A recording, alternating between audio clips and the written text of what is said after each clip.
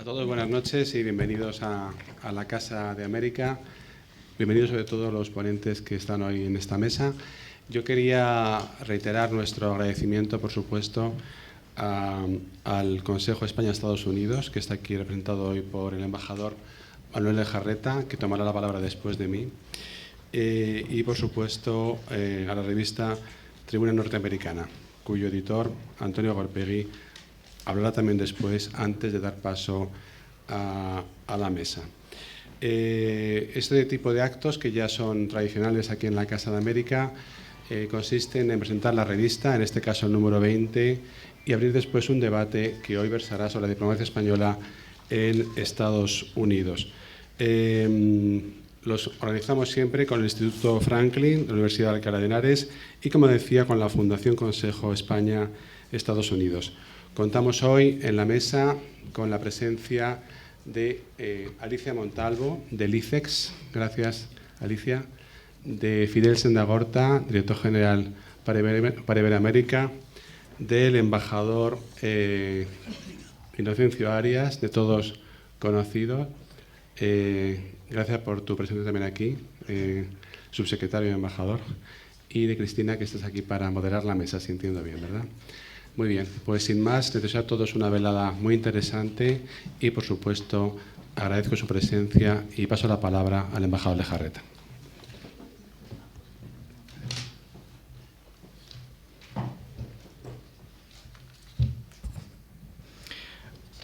Buenas tardes a todos, miembros de la mesa, queridos amigos. Para mí, como secretario general de la Fundación Consejo España de Estados Unidos, es una gran alegría estar aquí esta tarde en este importante seminario sobre las relaciones de la diplomacia con Estados Unidos.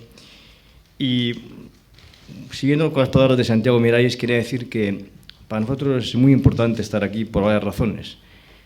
En primer lugar, porque nos interesa mucho todo lo que afecta a Estados Unidos. Eso está en el ADN de nuestra fundación. En segundo lugar, porque tenemos una excelente relación con la Universidad de Alcalá. Hace ya tiempo, hace ya años, y porque además valoramos mucho en que este Instituto Franklin sea un instituto que se dedique específicamente a temas relacionados con Estados Unidos. Esto es muy importante, no hay en España, si no estoy equivocado, otro igual, y por tanto yo creo que hay que apoyar y destacar esta realidad, ¿no? Tenemos una pequeña colaboración que consiste, bueno, pues en ayudar con la revista y también que algunos patronos de nuestra fundación escriban, sus experiencias como empresarios o, en fin, como académicos en estas relaciones que tenemos con Estados Unidos. Muy brevemente, porque lo que importa es escuchar a los que están en la mesa principal, quería en dos palabras decir que nuestra fundación es una fundación ya, es joven, pero está consolidada, es una señora de 19 años, por tanto muy joven, pero que sin embargo, ya se ha probado que es un éxito como institución, porque es la fundación pionera que se creó de este tipo. Luego hay 6 más que se han replicado, todas con éxito, y por lo tanto estamos muy contentos. Yo creo que es una historia de éxito la de la Fundación Consejo España de Estados Unidos. Sus funciones, creo que ustedes las conocen, son promover desde las sociedades las relaciones con Estados Unidos, en temas académicos, científicos, culturales, empresariales, etcétera. Y para ello hay varias herramientas e instrumentos. Hay programas de todo tipo, intercambio, visitas culturales, colaboramos con Fulbright, colaboramos también con la Fundación Carolina y tenemos como actividad principal un foro anual que se hace alternativamente en cada país, y este año nos toca hacerlo en Santiago de Compostela, será a mediados de junio, y bueno, contaremos con la presencia de importantes representantes políticos, académicos y empresarios de ambos países. Nada más, simplemente decir, José Antonio, que estamos muy contentos de estar aquí por otra vez, de poder seguir apoyando al Instituto y de colaborando con vosotros, y de que nos tenéis a vuestra disposición para todo lo que haga falta en ese tema, también en la Casa de América, que somos socios habituales. Muchas gracias.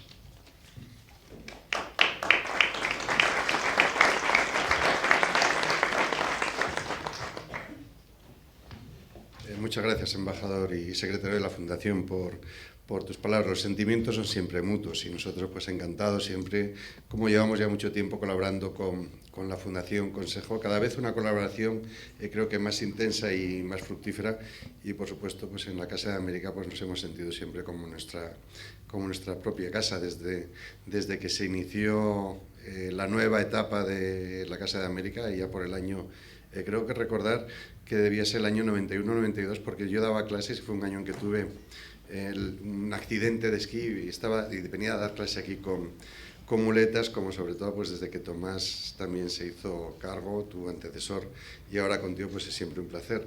Voy a ser yo también pues muy breve, porque quienes tienen el protagonismo pues son las personas que están en la mesa, en la que, bueno, pues también, aunque no está en la mesa, pues quiero agradecer muy especialmente a José Manuel, que lo estoy viendo ahí. Muchas gracias por haber participado en este número de Tribuna Norteamericana, en el que tu participación, en cierta forma, ha desplazado momentáneamente otra que tenemos habitualmente, que es la historia de una empresa española en Estados Unidos, pero dada la singularidad que tuvo la Comisión Nacional para las Conmemoraciones de la Nueva España, de la que tuvisteis a bien pues, llamarme a formar parte como vocal, y os lo agradezco, pues pensé que vendría muy bien tenerlo aquí, y por supuesto también al alcalde, que también formó parte en la que nos conocimos.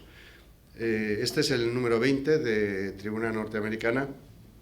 Creo que es una revista que se va implantando, y cada vez recibimos con cada nuevo número nuevas solicitudes, nuevas demandas de personas que quieren recibirlas, de instituciones que quieren recibirlas. Creo que el cambio que se dio allá cuando íbamos en el número 5, porque antes se publicaba exclusivamente un número monográfico de unas 20-30 páginas sobre un tema, y bueno, pues mi amigo Joaquín Ayuso, con su sapiencia, me dijo, bueno, sería mejor, en vez de estos pequeños tochos o tacos de 25 o 30 páginas que resultan muy difíciles de seguir y que es para un público mucho más erudito y especializado, pues tal vez sería mejor hacer artículos más pequeños, 3-4 colaboraciones que, aparte de ampliar el scope, ¿no? el público al que iba dirigida, pues también eran mucho más fáciles de asumir pues por gente no tan especializada, y creo que desde entonces ese cambio fue fundamental. Y el segundo, pues también la colaboración de la Fundación Consejo, que desde hace 4 o 5 números se ha convertido también en la revista oficial de la Fundación. Y agradecer pues, bueno, pues a todos los que están en la mesa. Chencho, hacía mucho que no nos veíamos en persona. Me alegro de verte en persona, porque en medios de comunicación te veo, y siempre con esa energía y esa sapiencia. También el embajador Fidel Sendagorta, y bueno, y Alicia Montalvo, a la que un buen día en una comida salté y le dije, quiero que me escribas algo sobre el ICEX para el próximo número de Tribuna Norteamericana. Muchas gracias, Alicia, por aceptar y por dejarte enganchar así a bote pronto, y por supuesto, bueno, pues a Cristina Crespo, que es un poco la que pone todo esto en movimiento, ¿no? Yo puedo tener ideas unas veces buenas, otras menos buenas y otras peores, pero si no fuera por ella, pues desde luego que esto no saldría adelante, porque cada número es una pequeña batallita, pues con maquetadores, con fotografías, permisos de fotografías, que si esto queda así, que si esto queda de la otra forma, etcétera, ¿no? Y ella es realmente quien lo hace realidad, junto con el equipo de publicaciones del Instituto Franklin, que no sé si estará por aquí. Sí, por allí os veo. Efectivamente, pues muchas gracias a vosotras también, ¿no? Y nada más, como decía, espero haber sido breve, porque realmente quienes tenéis la palabra pues sois vosotros. Gracias.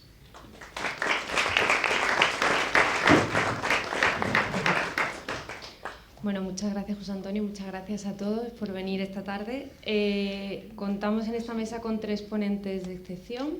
Si les parece, les presentaré a cada uno de ellos y después lanzaré algunas preguntas para comenzar un pequeño debate, conversación, y también dejarles a ustedes que pueden hacerle preguntas a estos ponentes. A mi derecha contamos con la presencia del embajador Inocencio Arias. El embajador Arias ya es un asiduo escribiendo en nuestra revista. Ha sido cónsul general de Los Ángeles entre 2006 y 2010, además de embajador de España ante la ONU entre 1997 y 2004. Allí además presidió el Comité de la ONU contra el Terrorismo y la Asociación de Embajadores ante la ONU. Ha sido también secretario de Estado de Cooperación, subsecretario de Exteriores, director general de la OI, de Asuntos Exteriores entre Gobiernos de la Democracia, y además de fervor madridista, ha escrito 2 libros, uno llamado La trastienda de la diplomacia y otro Los presidentes y la diplomacia, me acosté con Suárez y me levanté con Zapatero. Muchas gracias por tu presencia. Por otro lado, contamos también con el embajador Fidel Sendagorta, que también es un buen amigo del Instituto. Actualmente ocupa el cargo de director general para América del Norte, Asia y Pacífico, y anteriormente fue el secretario de la Fundación Consejo España-Estados Unidos. Ingresó en la carrera diplomática en 1984, ha ocupado distintos puestos en el Ministerio de Asuntos Exteriores, ha sido embajador de España en Egipto, director general de Política Exterior para el Mediterráneo, Magreb, Oriente Próximo, embajador de Misión Especial para Asuntos del Mediterráneo. Bueno, el currículum continúa y además también hemos contado con él para relatarnos la visita de los Reyes, la última visita de los Reyes en Estados Unidos. Y nuestra tercera ponente es Alicia Montalvo Santamaría, es directora general de Cooperación Institucional y Coordinación del ICEX. Es técnico comercial y economista de Estado desde 1987 y antes de desempeñar la Dirección General de Cooperación Institucional y Coordinación ha sido directora de la División de Infraestructuras, Medio Ambiente, Energía y TICs. El currículum de Alicia también es bastante extenso, yo creo que pueden ver en un pequeño extracto de su biografía también en la revista. Espero que hayan cogido un ejemplar, que hemos dejado algunos ejemplares fuera. También está disponible en la página web del Instituto en PDF. Bueno, comienzo esta mesa redonda lanzando una pregunta a doña Alicia Montalvo. Alicia, comentas que desde el ICEX la estrategia hacia Estados Unidos se contempla como 50 estados, 50 mercados y por lo tanto 50 estrategias. ¿Qué estados son más favorables a la hora de acoger nuestras empresas españolas y por qué? Bueno, en primer lugar quería dar las gracias a la Casa de América y al Instituto Franklin por este acto y por haberme invitado a participar en esta revista, en este número, y creo que para nosotros pues es de enorme interés. Efectivamente, 50 estados, que son como 50 países, y esto lo que supone es que abordar el mercado de los Estados Unidos no es abordar un país cualquiera. Hay que hacer un planteamiento absolutamente táctico y de medio plazo que no está siempre bien fácil para empresas pequeñas o empresas que tienen una visión de recorrido a corto plazo cuando quieren iniciar su estrategia de internacionalización. ¿Por dónde empezar en Estados Unidos? Bueno, lo cierto es que muchas empresas se han aventurado a entrar a través por Florida, que parece que es lo más sencillo, donde existe una mayor afinidad cultural, bueno, pues hay una mayor presencia hispana.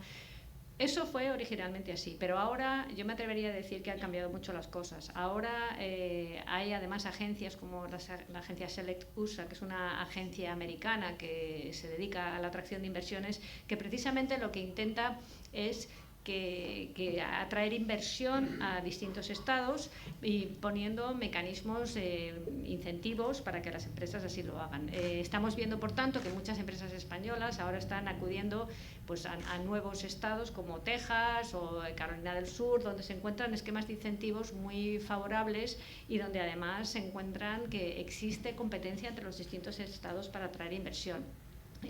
Nuestras empresas están sobre todo trabajando en el sector de las infraestructuras. Estados Unidos es un país muy grande y muy rico, pero es cierto que sus infraestructuras requieren de modernización y en algunos casos yo diría que se encuentran pues, de manera clara muy por detrás de lo que nosotros conocemos aquí en España. Por tanto, nuestras empresas están trabajando pues, en el ámbito de, por supuesto, del ferrocarril, temas de agua, energías renovables, pero también en otros muchos sectores como la biotecnología, las tecnologías de la información y comunicaciones, y eso hace que lo que originalmente fue una penetración en Florida a través de, a lo mejor, sectores muy concretos de bienes de consumo agroalimentarios, se está convirtiendo en una auténtica ola que afecta a los 50 estados. No hay ningún estado fácil, todos son complicados, cada uno tiene su regulación y eso hace que se tenga que abordar como 50 países distintos, pero la verdad es que las empresas españolas pues ya son 700 las que están implantadas en Estados Unidos y yo creo que están haciendo un muy buen trabajo también precisamente con ayuda del plan de los Estados Unidos que tenemos nosotros en marcha, que lo que pretende es dar a conocer mejor las capacidades tecnológicas de las empresas y que la imagen de la empresa española como un socio importante pues se defienda y se trabaje y en ello estamos. Me parece muy interesante que has mencionado la imagen de España y la imagen de la empresa española. Sin embargo, Chencho, mencionas que esa imagen puede ser desdibujada en tu artículo. ¿A qué te refieres con llamarla desdibujada? Las empresas españolas punteras, como las de energías renovables, empiezan a ser bastante conocidas y apreciadas, diría yo, en la élite americana.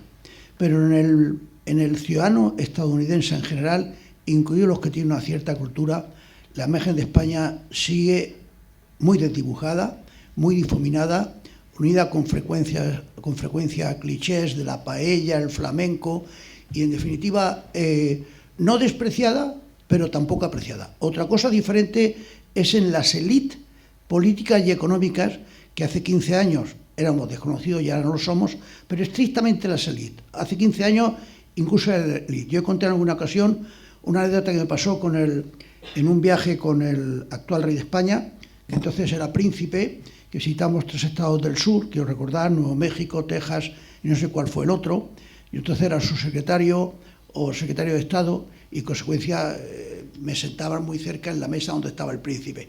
Y recuerdo que estaba el príncipe, a su derecha había una señora, la señora del gobernador, y a mi izquierda, yo estaba a la derecha de ella, y a mi derecha había un señor que evidentemente era un millonetis. Y entonces ese tipo resultó que había tenido inversiones en España en los años 60 y chapurreaba un poco español, aunque hablábamos en inglés.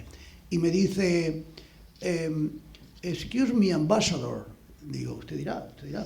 Dice, ¿cuál es el producto que más exporta al año España en estos momentos? Y claro, yo he hecho los deberes, claro. No soy del ICEX, pero he hecho los deberes. Digo, cars.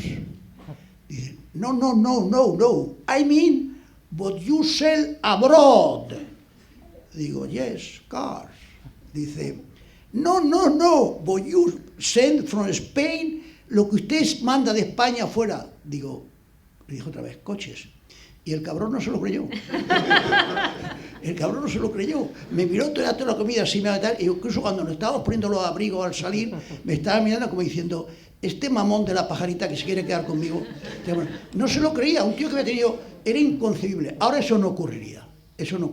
Ahora, hombre, no sé que uno vaya a un pueblo de Minnesota, no saben dónde está España, eso es otra cuestión, pero una persona que tiene impresión en Europa y tal, eso no ocurriría. Pero dicho esto, la imagen de España sigue siendo muy desdibujada como país. Esto obedece a muchas causas, no quiero extenderme, porque don Fidel tendrá que hablar, y Alicia y ella tendrá que tomar la palabra, pero podríamos citar 3 o 4 cosas. Una, que la colectividad española es muy reducida. Cuando yo estaba en Estados Unidos, tanto de embajador como de cónsul, decía hace 5 años, en Estados Unidos habría 93.000, 95.000 españoles. Esto en un continente, pues nada, comparado con otros países. Yo estaba en el cónsul en Los Ángeles, había 4,5 millones de mexicanos, había 400.000 salvadoreños, 320.000 hondureños, coreanos, 300.000. Bueno, nosotros en mi demarcación, en mi diócesis, había, quiero recordar, 8.400 españoles, que era caca de la vaca. Desde un punto de vista de cantidad, de calidad, eran todos magníficos, por supuesto. Entonces, nuestra presencia allí ha sido muy diluida y concentrada en ciertos sitios. Esa no sería otra razón. Otra razón es que los libros de historia americanos, los que estudian en enseñanza media, nos ignoran casi por completo. Por razones X, nuestra aportación a la independencia de Estados Unidos es ignorada, mientras que la de Francia está mitificada, Lafayette es la repera. Mientras que Galvez existe en Florida, los demás sitios no existe. Y ya de ahí nace ya el papanatismo de los americanos hacia Francia, que las francesas son las mejores, las que llevan el mejor sujetador, etcétera, etcétera. Es decir, que hay un papanatismo hacia Francia y una ignorancia hacia nosotros. Otra tercera razón sería que el turismo de Estados Unidos hacia España es muy reducido. El año que más vienen viene 1.200.000 personas. En un país que tiene 320 millones en el censo, significa que es muy pequeño. Y por otra parte, que España ha dedicado, ahora con la marca España y con los pinitos que está haciendo el Ministerio de Comercio, está cambiando un poco la cosa. Pero España ha dedicado, estoy terminando esta primera parte de mi intervención, España ha dedicado muy escasos recursos a la promoción de nuestra imagen y nuestros productos, digo que está cambiando un poco, en Estados Unidos. España no ha tenido casi nunca verdaderamente un lobby en Estados Unidos. Felipe González contrató uno, pero luego se pensó aquí que esto estaba mal, no sé qué, y la cosa se adormiló. Y para darle a ustedes una idea del presupuesto que yo tenía, no en el siglo XIX, que no soy tan viejo, sino en el año 2010, el presupuesto mensual que yo tenía para cubrir la mitad de California, que California sería la sexta o séptima potencia económica mundial, si fuera independiente. La mitad de California, Colorado, Utah y Arizona. Tenía al mes, para la proyección de España, labor cultural, $1.100. ¿Quién da más? Entonces, ustedes me dirán, con $1.100 en uno de los países más ricos del mundo y cubriendo yo una superficie mucho mayor que España, ¿qué se podía hacer con $1.100? Claro, cuando llevaba un concertista, tenía, si era chica, que seducirla, que me era relativamente sencillo, porque soy charming. Pero si era un hombre, me era más complicado. Entonces, tenía que decirle, oye, mira, macho, te voy a llevar en turista, te vas a hospedar en mi casa y vas a tocar y vas a cobrar $850, que es lo que les daba. Con eso ya el presupuesto del mes. Bueno, a eso sí, como estábamos en la época zapateril, las instrucciones para el gasto era, ya veremos cuando llegue el dinero, va a tener usted $1.100, pero en cualquier acto cultural hay que decir que esto se hace en el marco de la Alianza de las Civilizaciones. Chúpate esa. En Estados Unidos se hacía en el marco de la Alianza de las Civilizaciones. Vivir para ver. Muchas gracias, Chencho. Ahora retomamos. Yo creo que el presupuesto en el viaje de los Reyes quizá fue un poquito superior, ¿no?, a $1.100. Para eso yo creo que Fidel en su artículo lo cuenta muy bien, todos los objetivos, todos los recorridos que hicieron. Quizá nos podrías contar un poquito más de esa visita. Muchas gracias, Cristina, y mil gracias al equipo del Instituto Franklin y a la Casa de América, al Consejo España de Estados Unidos y al equipo de Exteriores, a Santiago Meza Cebolla y a José Manuel, que está aquí también como colaborador de este número de tribuna. Bueno, yo he sido esclavo de Chencho, como diría él mismo, en otras épocas, y le considero un maestro del oficio. Un esclavo estupendo. Y, en fin, poco puedo añadir a la parte que él ha cubierto estupendamente de nuestra imagen naciente, presente en Estados Unidos, aunque creo que Alicia quizás se referirá a eso más adelante. La apuesta que están haciendo nuestras empresas por Estados Unidos es una apuesta tan importante y tan decisiva a largo plazo que las percepciones pueden cambiar por ese lado, me parece a mí, ¿no? Porque crecientemente, es decir, las empresas españolas en su fase actual de su internacionalización, pues han pasado por América Latina, han pasado por Europa, por el norte de África y ahora han llegado a Estados Unidos, donde solamente pueden competir los mejores, y las nuestras están haciéndolo y están llevándose contratos importantísimos, están teniendo éxito en sus inversiones y creo que por ahí puede empezar a cambiar la percepción, aunque, como decía Chencho, naturalmente esto no va a ser quizás para el gran público, pero sí para los decision makers, ¿no?, para la gente que decide y que cuenta. En cuanto al viaje de los Reyes, esta dimensión, precisamente la económica, fue una de las principales del viaje. Estaba la dimensión política, indudablemente, del encuentro con el presidente Obama en la Casa Blanca, y también un encuentro interesante que hubo con los senadores de la Comisión de Asuntos Exteriores del Senado, pues digamos uno de los grupos de personas más influyentes en el mundo, yo diría. y tuvo la dimensión económica con un desayuno ante los empresarios importantes o algunos de los empresarios más importantes en Estados Unidos, pues explicando un poco cuál era la situación económica de España, qué cambios había habido en los últimos años y animándoles a invertir en España como ya lo están haciendo, yo creo que también con una apuesta americana importante por nuestro país. Hubo una dimensión interesante y novedosa, científica, del viaje, que fue en la antigua alma mater del entonces príncipe de Asturias, que es la Universidad de Georgetown, donde pues el rey se reunió con un grupo de científicos españoles que abrían al día siguiente la primera conferencia de científicos españoles en Estados Unidos, y yo creo que esto puso una piedra en un edificio importante también que influirá quizás a largo plazo o a medio plazo en nuestra imagen allí, y es que tenemos grandes científicos, Valentín Fuster es un nombre conocido, pero hay otros menos conocidos, ¿no? El doctor Baselga, otros muchos, que están haciendo contribuciones importantes a la ciencia en Estados Unidos, y que de paso esas contribuciones que están haciendo en Estados Unidos en los mejores laboratorios están beneficiando también, pues hoy en día son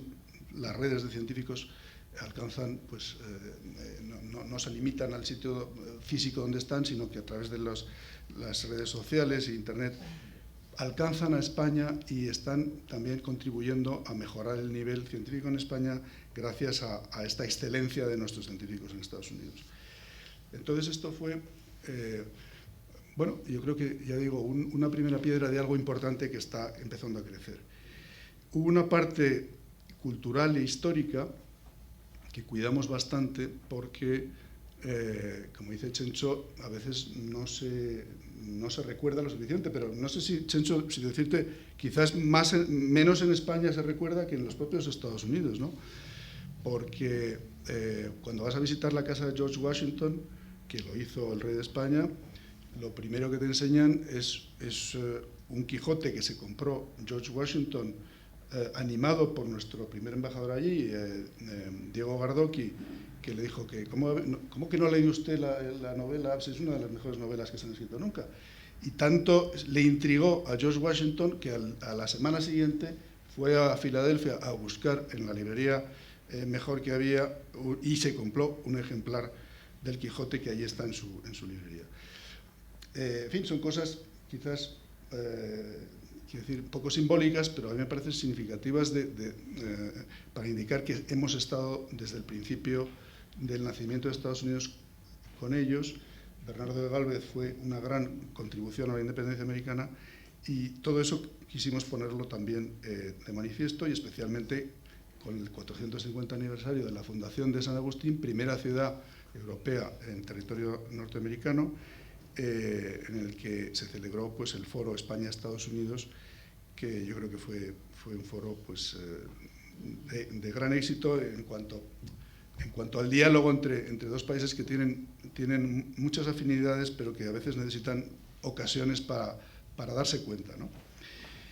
Y bueno, hubo también un acto académico que le doy importancia también, y es que el rey se quiso ir a uno de los think tanks más importantes de Washington para tener una reunión con los mejores especialistas en relaciones internacionales de otros tantos centros de estudios internacionales, y aceptó una discusión a puerta cerrada, eso sí, pero que luego tuvo reflejo en algunos artículos sobre las grandes cuestiones internacionales del momento, incluidas las más complicadas, como podía ser Siria, Irak, realmente creo y puedo decir que, por lo menos por el reflejo que luego ha habido en estos artículos que me refiero, los expertos internacionales se quedaron bien impresionados de lo bien informado que estaba el rey y del análisis que tenía sobre los diferentes temas. Por lo tanto, y para resumir, Cristina, creo que fue la primera visita de nuestro nuevo jefe de Estado a Estados Unidos, que fue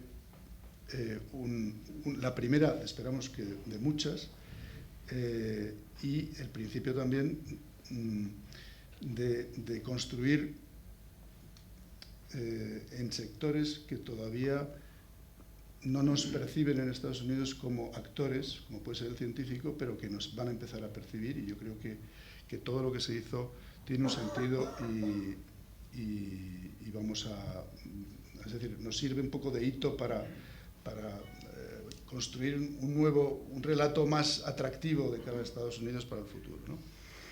Sí, además, Fidel, en esa visita también relatabas que se incluyó una recepción con un grupo de líderes hispanos de distintos ámbitos, un grupo que se considera cada vez con mayor influencia en Washington. A mí me gustaría saber, de los 3 ponentes que tenemos hoy aquí, ¿cuál es vuestra visión, por un lado, del mercado hispano, al que se le considera un mercado muy afín a España por el legado histórico-cultural común, por la lengua? ¿Qué visión tenéis de ese mercado? No sé cuál de los 3 quiere empezar. Bueno, el mercado hispano, ella lo sabe mejor que yo, lo sabe mucho mejor que yo, es un mercado monumental, porque hay 53 millones de hispanos en Estados Unidos ahora, ¿no? Aunque en casa creo que solo hablan español de los 53, 35, pero el mercado es fenomenal. Ahora, yo pensar, como muchos políticos españoles, sobre todo los que debutan en la política, ¿no?, dicen, es que tenemos un trampolín ahí con los hispanos. Un trampolín con los hispanos, eso es muy relativo, muy relativo. Es que el autoengaño cuando vas a Estados Unidos es un poco contraproducente. Primero, los hispanos de Estados Unidos saben mucho de ellos, dónde está España, y que España efectivamente es el país que les dio la lengua y tal. Los hispanos de Estados Unidos, en un 95%, no pertenecen a las capas culturales más altas de México, de Guatemala, de Argentina o de Honduras. No pertenecen a las capas culturales más altas. Y a veces, con frecuencia, pues lo que recuerdan de españoles que eran colonizadores, que los trataban mal, etcétera, etcétera. Es decir, que evidentemente para un exportador español que hay allí se encuentra un hispano, ya tiene un puente fantástico, que habla la misma lengua. Ahora, pensar que tenemos una entrada en el mercado americano, un trampolín brutal, yo no acabo de creerlo. Y es que el autoengaño con frecuencia ha permeado nuestra actitud hacia Estados Unidos. El tema de los hispanos es otro. Otro ejemplo que pondría yo es cuando se ha ido allí a menudo a montar una semana cultural, una semana económica, una semana gastronómica, y se va por la buena de Dios, por ejemplo, las comunidades autónomas. Las comunidades autónomas, cuando han ido a Estados Unidos a presentar algo, ha sido un espectáculo de despilfarro con frecuencia, de despilfarro y de nula efectividad. Era muy frecuente que la comunidad autónoma X, no voy a citar ninguna, pero puedo citar una, puedo citar incluso la catalana, que en teoría es la más pujante. Llegan allí, montan una serie de actos, desde 2 comidas importantes, una exhibición de libros, una exposición de pintura, un concierto con frecuencia, y a veces muy bueno, ¿Y quién está en el concierto o en la exposición o en la semana gastronómica? Los sospechosos habituales. El cónsul de España, el consejero comercial, el embajador en la ONU y los españoles ilustres que hay en la ciudad. Pero hay 4 congresistas americanos, 2 senadores, 2 comentaristas de la televisión, no digo 80, digo 2 comentaristas de la televisión, o un columnista gastronómico importante, o un crítico de arte importante. Con frecuencia no.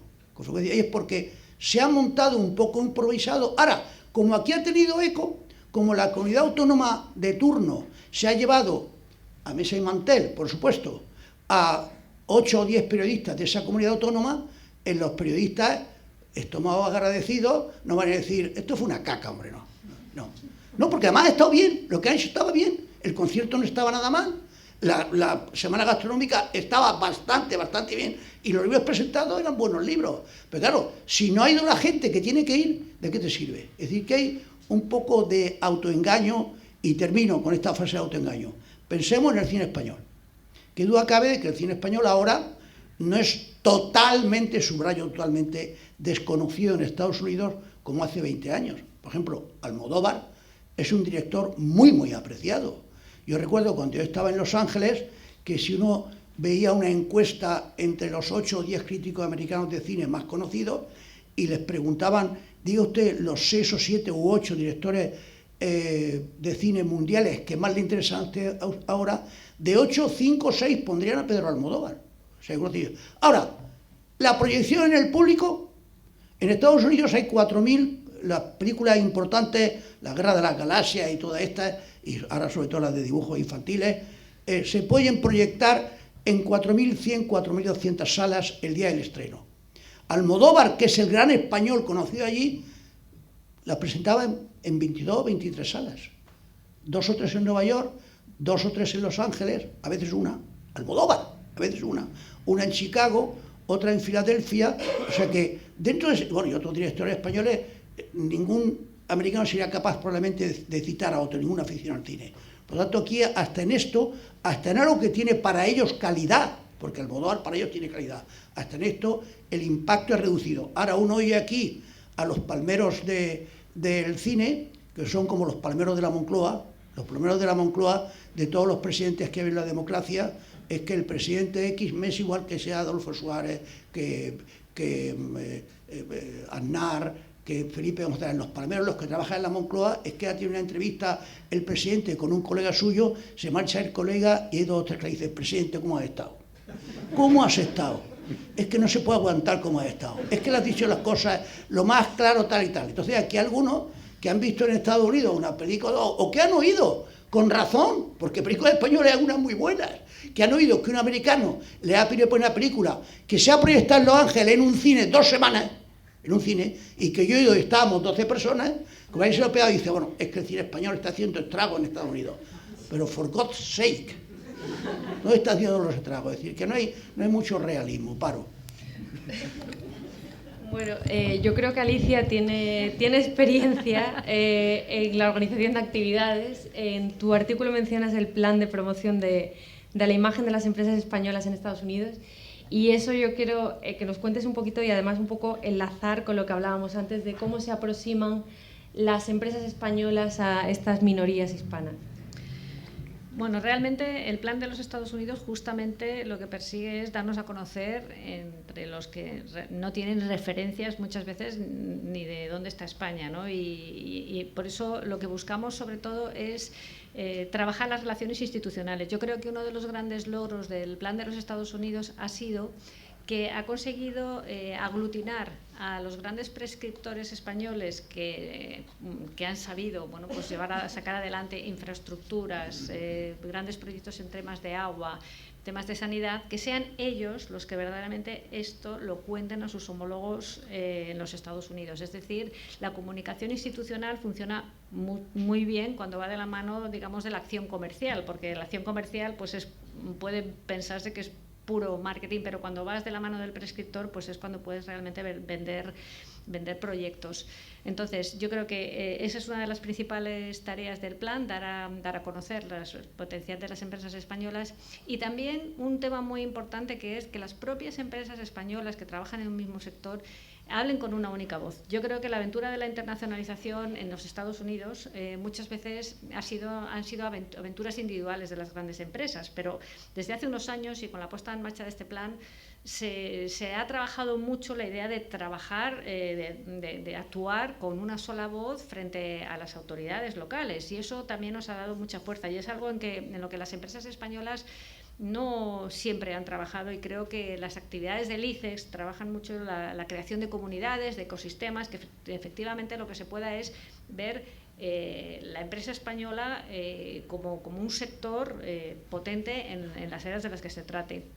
Y me parece también importante lo que dice Chencho Arias, que no es precisamente en los mercados hispanos donde nosotros tenemos que incidir en mayor medida. Es una vía de penetración, y como decía antes, es cierto que las empresas españolas cuando han ido a los Estados Unidos pues han empezado por Florida, porque es más fácil, por el idioma, pero no es quizá el campo más abonado para que se pueda trabajar allí. Yo creo que hay otras muchas acciones que estamos haciendo con el plan de los Estados Unidos, como por ejemplo traer gobernadores de muchos estados a nuestro país para que conozcan las infraestructuras, para que conozcan bueno, pues el AVE, la energía, y eso está resultando ser mucho más útil. Organizamos reuniones de gobernadores bueno, pues de Texas, de Illinois, de Missouri, han sido ya pues 15 los que han venido en el marco del plan de los Estados Unidos. Organizamos encuentros con empresas españolas y visitas de campo, y eso sí que realmente está siendo muy eficaz. Luego tenemos también foros tanto presenciales como virtuales allí en los Estados Unidos, donde las empresas pues pueden hacer este ejercicio de lobby al que se refería antes Chencho Arias, que yo creo que es muy importante también, y que a veces se han tenido a lo mejor complejos o no hemos sabido estructurarlo. Creo que dentro del plan de los Estados Unidos estamos sabiendo estructurarlo. Tenemos el ICEPS organiza más de 200 actividades al año en los Estados Unidos. Es el primer país en nuestra lista de actividades, y eso pues demuestra que efectivamente pues se están poniendo cifras tampoco explosivas, porque muchas veces no es tanto una cuestión de presupuesto, sino una cuestión de trabajar en el lugar oportuno, en el momento oportuno, pero algo más de los 1.000 euros que se mencionaban. Pero realmente trabajando en sectores también, me gustaría mencionar una de las actividades más potentes que nosotros hacemos es la que llamamos la Spain Tech Center. Es un centro que tenemos en el Silicon Valley, donde las empresas españolas que trabajan en sectores tecnológicos, las startups, tienen programas de inmersión en San Francisco, y entonces a lo largo de periodos que van desde una semana a 3 meses se les presentan a las grandes empresas tecnológicas, Google y todos los demás. Se facilita que pues pasen por filtros para ver si son capaces de levantar inversión. Y yo me atrevería a decir que frente a la percepción que uno tiene, pues que las empresas españolas van allí a lo mejor con un enfoque mucho más centrado en temas culturales, temas de idiomas, no, realmente donde se está ahora moviendo más la actividad es en este tipo de sectores y en este tipo de actividades, y que además pues hace que luego pues se nos reconozca con temas como son el tema de los videojuegos, la animación, temas de biotecnología. Pues ahí estamos trabajando. Muchas gracias, Alicia. Fidel, a mí me gustaría saber cómo se potencia la llamada marca España desde la Subdirección para América del Norte. Bueno, vamos a ver. Yo creo que Chencho ha hablado extensamente sobre la cuestión de la marca España en Estados Unidos. Y yo creo que, vamos a ver, o somos capaces de tener una política muy como Estado, de gastarnos muchísimo dinero en actividades, por ejemplo, culturales en Estados Unidos, que subrayen nuestra marca como una marca de calidad en la cultura. Pero sinceramente yo no sé si merece la pena. Yo creo que no hay que obsesionarse excesivamente. Yo creo que las cosas van a ir sucediendo y están sucediendo ya poco a poco. Pues no sé, por ejemplo, voy a poner un ejemplo muy sencillo. Cuando Obama era candidato a la presidencia, yo estuve estudiando sus discursos, y sale España en 2 ocasiones. Una para hablar del AVE Madrid-Sevilla y otra para hablar de las energías renovables. Entonces yo pensé, nos perciben en 2 sectores en los que efectivamente tenemos un grado de excelencia, en la que Estados Unidos piensa que tiene algo que aprender o de sacar de nuestra experiencia. Y creo que el presidente Obama y su administración luego lo han intentado, no con mucho éxito, por cierto, porque claro, en un momento en el que el Congreso estaba, digamos, en una posición frontal con el presidente y no permitía asignar fondos para grandes infraestructuras, y los estados muchos estados en los que se iba a hacer la alta velocidad, como creo que era el caso de Florida, y luego, California ha tardado mucho en arrancar. Creo que California por fin está arrancando, Alicia lo sabe mejor que yo. El famoso AVE, para unir las 2 grandes capitales del mundo, política Washington y económica Nueva York, pues sigue habiendo un tren de muy baja calidad, pero en fin, eso los americanos tendrán que decidir si quieren tener infraestructuras de primera calidad o no. Si las quieren tener, nosotros y nuestra experiencia puede ser valiosa para ellos, y en algunos sitios lo están entendiendo así. Pero y con las renovables pasa un poco lo mismo. Yo creo que después de la cumbre de París, hay también una percepción de que Estados Unidos tiene que invertir más en energías renovables, por mucho que tenga recursos enormes energéticos en gas y en petróleo derivados de la explotación del shale gas y el shale oil, pero que las energías renovables van a formar parte de su desarrollo energético, de su autonomía energética, y ahí estaremos nosotros si sabemos aprovechar la oportunidad. Entonces, por lo tanto, yo creo que estas cosas van calando y la gente que importa en Estados Unidos, la gente que decide, sabe que tenemos un grado de excelencia en ciertos sectores y nos buscan en esos sectores. Hablo de la economía porque creo que lo del presidente Obama es bastante significativo, pero esa misma excelencia pues también está, Chencho, yo creo que en el cine, a lo mejor no tanto en Almodóvar, que solo lo conoce una minoría, pero ¿quién no conoce a Antonio Banderas o a Penélope Cruz o a Bardem? No sé. Entonces, a su vez, esos actores nuestros pues ya están unidos en esa especie de lobby latino en Hollywood con Iñárritu, que también es uno de los grandes. Y empieza a haber, estamos ahí dentro de un grupo que es un grupo que va a más. Es un grupo latino que va más culturalmente en Estados Unidos. Y España está ahí dentro de ese grupo. Y en la música pasa lo mismo. Es decir, cuando son los Grammys latinos, pues hay a lo mejor está Diego El Cigala y pues que están ahí recogiendo premios con autores cubanoamericanos o puertorriqueños. Por lo tanto, esa marca se irá haciendo. Yo creo que no podemos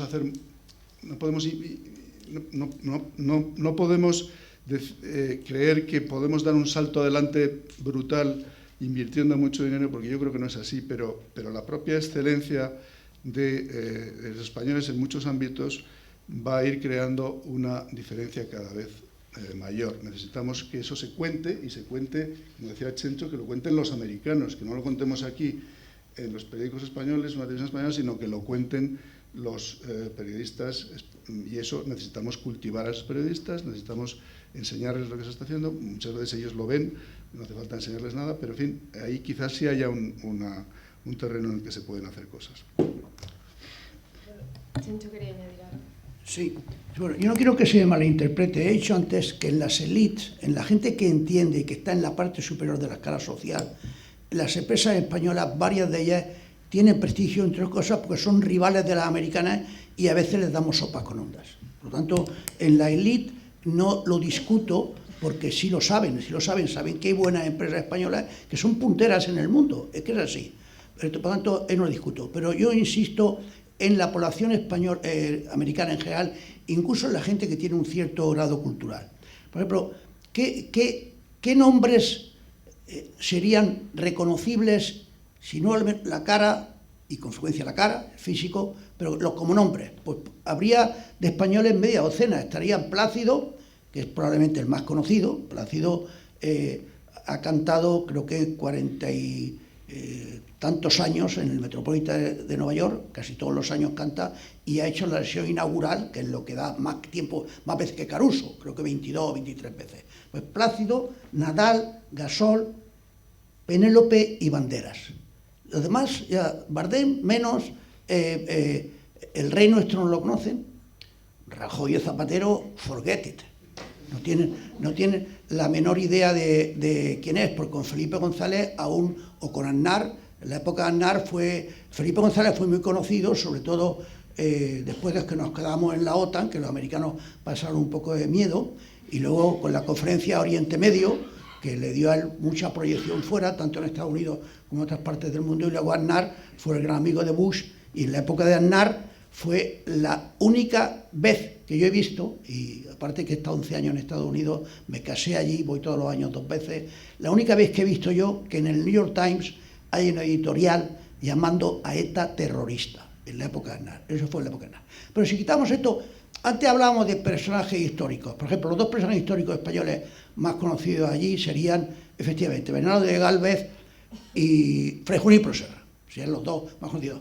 Pero en California, Junípero Serra, tal vez un poquito en Arizona, y Bernardo de Gálvez en Florida. Porque esto en otros sitios de Estados Unidos no tiene la menor idea. En otros sitios de Estados Unidos me recuerda el chiste aquel del chaval que va muy recomendado a un examen de religión, que tiene 13 o 14 años, y va muy recomendado porque es sobrino del obispo y el padre va a ser alcalde, esa historia, y le dicen al profesor, oye, mira, hazlo muy sencillo, porque este chaval tiene que aprobar, aunque sea un ceporro, tiene que aprobar. Entonces el profesor le dice, le voy a hacer a usted una sola pregunta y reflexione en la asignatura religión. Y le dice, si el Hijo es Dios y el Espíritu Santo es Dios, ¿el Padre qué será? Y dice el chaval, ¿el Padre de quién? Y esto, Junípero Serra le pregunta a un tipo de Illinois, de Chicago, o le pregunta a un tipo de New Hampshire, o le pregunta a un tipo de Vermont, le preguntan, oye, Junípero Serra, dice, ¿Junibot? No tiene la menor idea. Y fueron personas que marcaron con su impronta el nacimiento de Estados Unidos. Y Bernardo de Galvez, pues jugó un papel fundamental en la independencia de Estados Unidos, fundamental, parando a los ingleses, etcétera, etcétera. Pero no sé por qué el rey de España en aquel momento no quería que se viera abiertamente y colaborábamos con los independentistas porque temía la repercusión en Iberoamérica, no lo sé, o porque no quería tener una guerra en Inglaterra. Esto fue todo bajo mano, o casi todo, y no aparecemos, en los libros de texto americanos de enseñanza media no aparecemos. Por lo tanto, el conocimiento de nuestras personas es muy reducido, que se ve a su vez en otras muchas partes. Por ejemplo, hay muy pocos restaurantes españoles en Estados Unidos, muy pocos. Está Carlos Andrés, o como se llame, Andrés, pero muy pocos. Y yo diría que el momento álgido que lo tuvimos con, por ejemplo, Valentín Fuster, es un cardiólogo eminentísimo a nivel mundial, ha sido presidente de la Asociación Mundial de Cardiología. Pues yo creo que si alguien le pregunta a la clase médica dirá, Mr. Fuster, excellent doctor, excellent. Pero después de decirte excellent doctor, después que es muy guapo, que es muy sexy, lo que sea, no llegarán a que es español. No lo saben, no saben que es español. Es decir, y eso que él va de español. Valentín Fuster es inequívocamente, él dice que él es español, pero sin embargo no. Bueno, pues yo diría que el momento álgido fue con Felipe González y luego con Aznar, por la alianza en el tema de Irak, y después la cosa se apagó.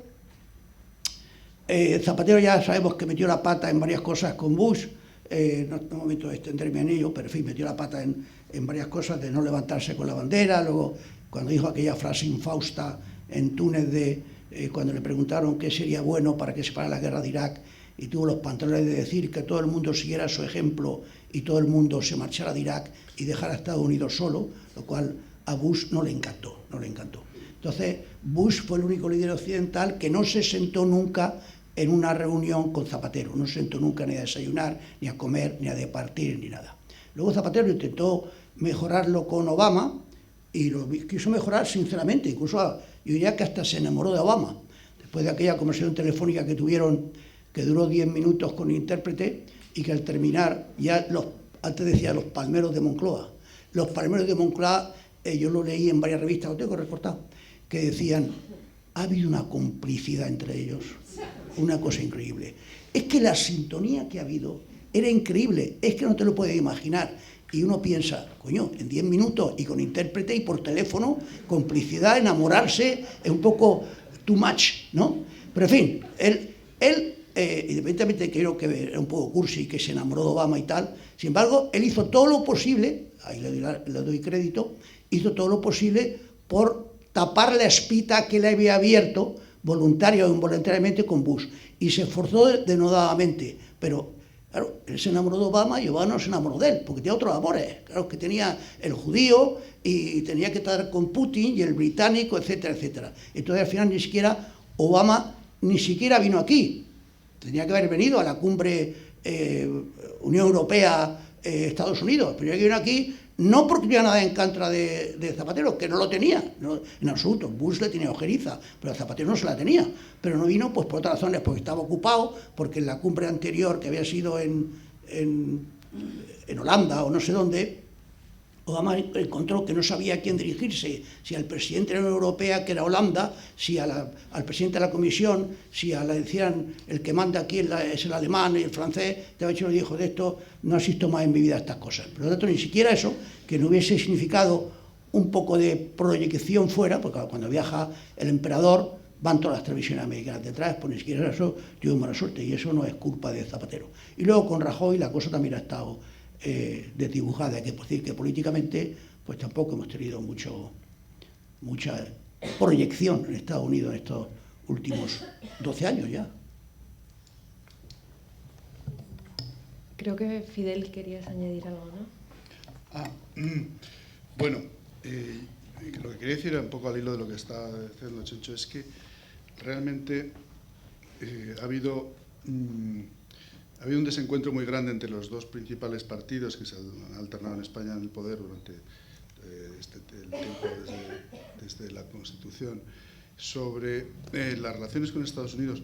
Pero, y esta es la buena noticia, en los últimos años lo cierto es que se ha reconstruido un consenso entre el Partido Popular y el Partido Socialista sobre las relaciones con Estados Unidos en general y la seguridad, las cuestiones de seguridad que van muy unidas también con las relaciones con Estados Unidos. Y pongo dos ejemplos que muchos de ustedes ya conocen de sobra, y es que el convenio de cooperación para la defensa con Estados Unidos se ha enmendado 2 veces durante esta última legislatura, una ya a iniciativa del gobierno Zapatero casi en sus últimas semanas de vida, que fue para permitir que la base de Rota se pudiera utilizar por un dispositivo antimisiles en los destructores Aegis bajo el mando de la OTAN, y otra para que en la base de Morón pudiera ser utilizada por una fuerza de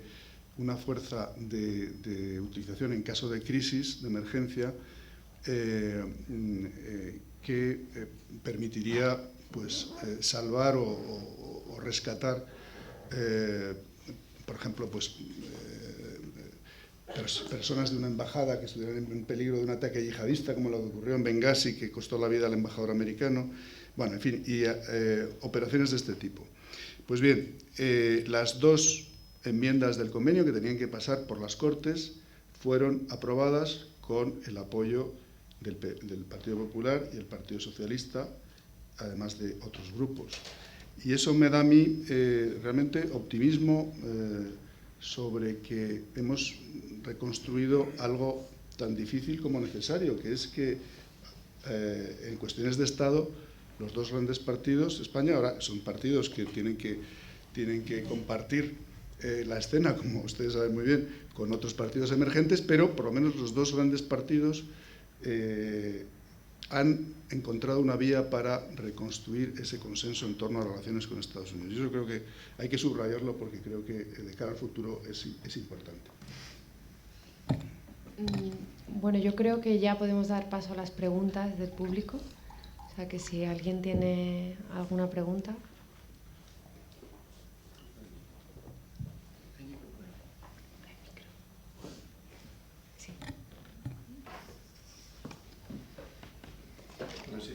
Sí, sí.